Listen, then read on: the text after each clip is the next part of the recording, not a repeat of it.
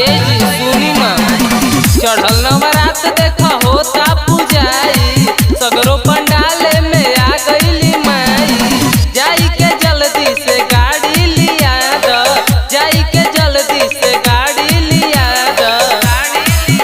पिया गढ़वा के मेला तू हमरा के असो घुमा द, पिया गढ़वा के मेला तू हमरा के असो घुमा द, पिया गढ़वा के मेला।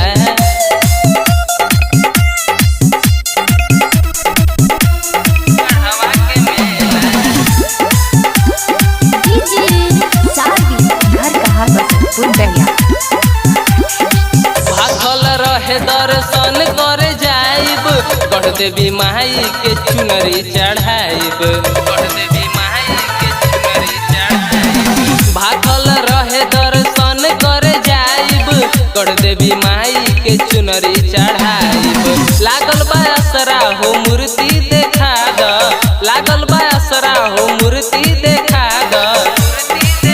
पिया गढ़वा के मेला तू हमरा के असो घुमा द, पिया गढ़वा के मेला तू हमरा के असो घुमा द, पिया गढ़वा के मेला। घर कहाँ बसंतपुर बलिया। गढ़वा के मेला